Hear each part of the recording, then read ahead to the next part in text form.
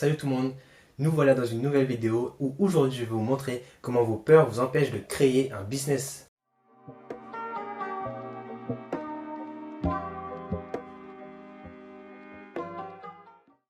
Alors si tu ne me connais pas, je m'appelle Dussoli Mickaël. Sur cette chaîne, j'aide les entrepreneurs à scale leur business SaaS. Et dans ce sujet de cette vidéo-là, on va faire en sorte de traiter le cas où on a des peurs pour se lancer dans un business. Donc, bien sûr, là, c'est la période où, avant de se lancer dans un business, on a quelques doutes. Et je vais vous expliquer ça en 5 étapes. La première, faites une liste des pour et des contre. Donc, analysez le pire des cas. Ok, vous allez lancer un business, mais quelle serait la pire des choses qui puissent m'arriver lorsque je vais lancer ce business-là? Ok, analysez aussi les contre. Pourquoi vous ne voulez pas lancer le business, etc. Et les pour. Qu'est-ce qui va se passer si je lance ce business-là? Ok, par exemple, vous allez atteindre la dépendance financière, vous êtes libre géographiquement, et les pour et les contre, par exemple, ça peut être autre chose. Analysez.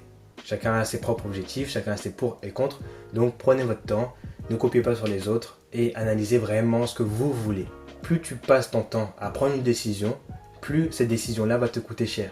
Ok, si on prend cet exemple-là, on peut prendre les exemples des intérêts composés. Donc plus tôt tu t'y mets, mieux tu auras des résultats dans le long terme. C'est pareil pour le business. Plus tôt tu t'y mets, plus tôt tu pourras avoir ce qui te plaît, ce qui ne fonctionne pas, ce qui fonctionne, et plus tôt tu pourras t'améliorer dans ce business-là. La deuxième, arrête de te juger. Ok, on a tendance à juger, de se comparer aux autres. Et d'ailleurs, petit récapitulatif, je t'invite à regarder la vidéo. Alors, comment ne pas procrastiner? Parce que justement, lorsqu'on se juge, on procrastine. Ok? Donc, arrêtez de vous juger, passez à l'action. C'est pas grave si voilà, vous avancez pas assez vite, si vous avancez trop vite comparé à ce que les autres font, par exemple. Parce que c'est vrai que même des fois, même quand on va trop vite, on se compare. On se dit non mais comment ça se fait que je vais trop vite, j'ai raté quelque chose, etc. C'est pas bon. Arrêtez de vous juger, faites votre travail et c'est tout. Ok? Lorsque votre travail il est fait, là ensuite vous allez aller voir pour avoir des retours constructifs pour voir si ça peut vous faire avancer ou sinon laissez tomber. Troisième, accepter que tu vas avoir des difficultés. Ok, tu vas lancer ton business, au bout d'un moment, tu vas devoir gérer la comptabilité, mais au bout d'un moment, ça va être un petit peu trop au-dessus de tes compétences. C'est normal, tu auras atteint tes limites. Tu vois, si on reprend les exemples des étapes précédentes, tu vas atteindre tes limites. Et quand tu vas atteindre tes limites, il ne faut pas se juger. Ok, tu as atteint tes limites, c'est à ce moment-là où tu vas te dire, ok, j'ai fait de mon possible, maintenant je vais faire en sorte d'aller demander de l'aide. Je vais aller demander de l'aide à des personnes qui sont plus qualifiées pour que je puisse m'améliorer dans mes domaines. Donc ce qu'il faut se dire, c'est ok, j'ai des lacunes dans un domaine, mais c'est pas grave. Je suis là pour apprendre et s'il faut, je vais passer par une autre personne qui va m'apprendre ou je vais apprendre par moi-même. Mais il faut accepter. Tu peux avoir des lacunes dans un domaine, mais l'essentiel c'est que tu te dises ok, j'ai vu que ça n'allait pas, je vais essayer d'apprendre. Ok, tu ne peux pas tout savoir quand tu vas lancer un business. Tant que tu l'as pas testé, tu peux pas savoir. Quatrième, donc le passage massif à l'action, c'est faire en sorte justement, comme on reprend le troisième, tu ne peux pas tout savoir, mais il faut tester. Et pour tester, tu dois passer massivement à l'action. Comment tu fais pour passer massivement à l'action? C'est que tu fais d'étape par étape. Tu te dis, ok, la première étape, elle est passée, oui ou non.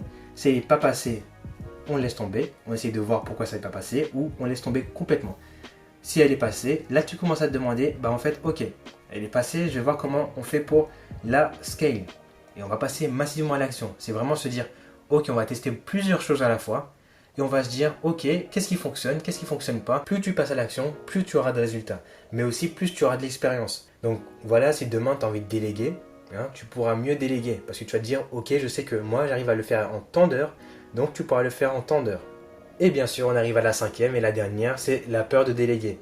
Donc voilà, si tu arrives à suivre les 4 premières étapes, tu arrives au bout d'un moment où tu commences à avoir des notions, tu commences à te dire que ok, tu as atteint tes limites, mais là à ce moment-là, il faut que tu délègues.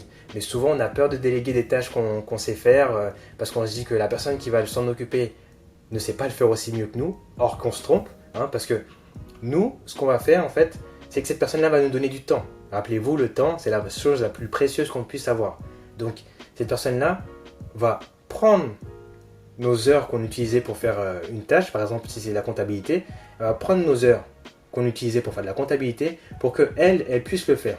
Donc ça va nous libérer du temps, qu'on pourra du coup passer à l'action sur d'autres compétences. On a la peur de donner des tâches à des personnes qu'on ne connaît pas ou qu'on connaît, parce qu'on a peur qu'ils fassent moins de boulot que nous. Or qu'il faut accepter de déléguer. lorsque vous allez accepter de déléguer, vous allez pouvoir avoir plus de temps pour vous focus sur d'autres choses et ensuite vous permettre d'avoir un lifestyle qui est plus simple. Ok, même si c'est pas ce que vous voulez, mais aussi vous pouvez améliorer d'autres compétences, puis ensuite les déléguer et ensuite fonder une vraie équipe qui va pouvoir vraiment vous accompagner dans vos projets. Personnellement, comme je l'ai dit dans cette vidéo-là, moi j'aime bien avoir un minimum de base avant de déléguer pour pouvoir être plus productif avec mon équipe. Par exemple, je pourrais dire à mon équipe, ok, moi j'arrive à faire ça en tant de minutes, donc j'aimerais bien que tu puisses le faire en tant de minutes. Et ensuite, vous pouvez améliorer ça parce qu'elle va forcément vous donner des retours qui vont vous permettre d'améliorer votre méthodologie et ensuite, ça va permettre d'améliorer les personnes qui vont venir juste après. Donc vous allez être de plus en plus productif. On arrive à la fin de la vidéo. N'hésite pas à liker, commenter, à t'abonner à la chaîne. N'hésite pas aussi à me suivre sur Instagram où je poste du contenu régulièrement et exclusivement dessus. Et j'espère que ce contenu-là t'a plu, qui pourra t'aider à vaincre tes peurs pour te lancer dans un business. Et j'ai envie de te dire, on se dit à la prochaine fois pour que je puisse t'aider dans d'autres domaines pour ton business en ligne. C'était MB. Ciao!